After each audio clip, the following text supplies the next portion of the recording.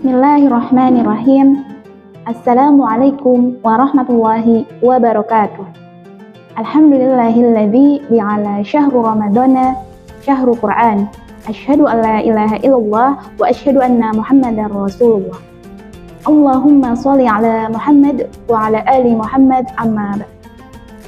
Pemirsa Lentera Hati yang mudah-mudahan dirahmati Allah dan dalam limpahan curahan kasih sayang Allah Subhanahu wa taala. Pada kesempatan kali ini, izinkan saya menyampaikan kultum tentang kemenangan bagi penyabar.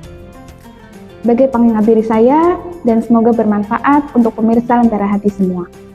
Di dalam Quran Surah Al-Anfal ayat 65 dan ayat 66, yang artinya, "Hai Nabi, kobarkanlah semangat para mukmin itu untuk berperang. Jika ada 20 orang yang sabar di antara kamu, niscaya mereka dapat mengalahkan 200 orang musuh. Dan jika ada 100 orang yang sabar di antaramu, mereka dapat mengalahkan 1000 daripada orang-orang kafir. Disebabkan orang kafir itu kaum yang tidak mengerti. Sekarang Allah telah meringankan kepadamu dan Dia telah mengetahui bahwa padamu ada kelemahan, maka jika ada di antaramu 100 orang yang sabar, niscaya mereka dapat mengalahkan 200 orang. Dan jika di antaramu ada 1000 orang yang sabar, niscaya mereka dapat mengalahkan 2000 orang dengan seizin Allah. Dan Allah beserta orang-orang yang sabar. Teristimewa, maka terkenanglah ia.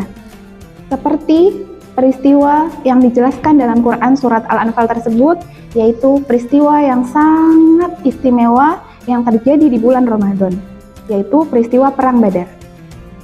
Orang-orang istimewa yang sabar tersebut dimasukkan oleh Allah Subhanahu wa taala di dalam kitab suci Al-Qur'an.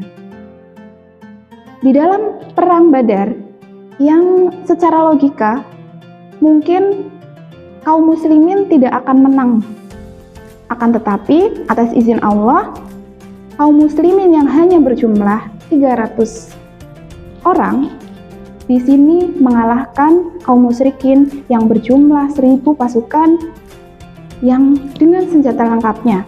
Dari sini kita belajar bahwa peristiwa yang terjadi tersebut, jika atas izin Allah, insya Allah akan mudah. Walaupun peristiwa tersebut secara logika tidak masuk ke dalam akal pikiran kita. Di dalam Perang Badar tersebut, mengapa bisa kaum musyrikin yang jumlahnya lebih banyak itu bisa menang melawan kaum muslimin yang hanya berjumlah 300 orang.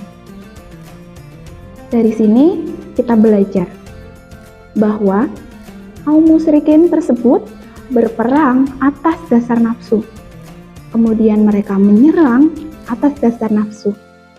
Mereka bertahan atas dasar nafsu. Kemudian mereka membunuh atas dasar nafsu.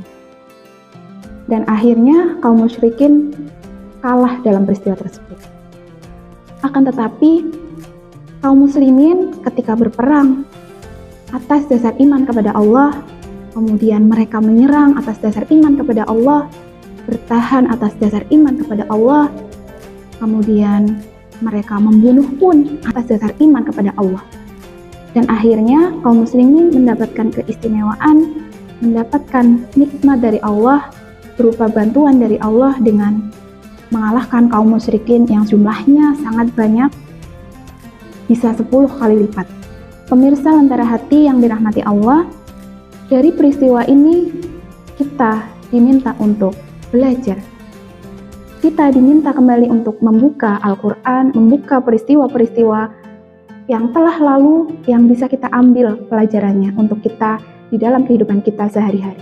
Bahwa ketika kita sabar dengan ujian yang Allah berikan, ketika kita sabar dengan peristiwa-peristiwa yang terjadi dalam kehidupan kita, insya Allah atas izin Allah, bukan suatu ketidakmungkinan bahwa apa yang kita alami, ujian yang kita dapatkan, akan Allah berikan pertolongan atas izin Allah Subhanahu wa taala. Mungkin secara logika, masalah yang kita hadapi, ujian yang kita alami, mungkin akan susah kita hadapi, akan tidak mungkin bisa kita hadapi Akan tetapi atas izin Allah, atas dasar keimanan, atas dasar sabar, insya Allah kita harus benar-benar yakin dan percaya bahwa Allah bersama orang-orang yang sabar. Di bulan Ramadan yang mulia, mari bersama-sama berlatih untuk sama-sama sabar, bersama-sama sabar dalam ibadah, bersama-sama sabar dalam ketaatan, bersama sabar dalam menjauhi larangan Allah Subhanahu wa Ta'ala. Mudah-mudahan kultum kali ini sebagai pengingat diri saya sendiri dan semoga bermanfaat untuk pemirsa Lentera Hati semua. Sekian kultum dari saya. Apabila ada salah kata, mohon maaf yang sebesar-besarnya. Jika ada kebaikan yang disampaikan, maka dari Allah Subhanahu wa Ta'ala. Wassalamualaikum warahmatullahi wabarakatuh.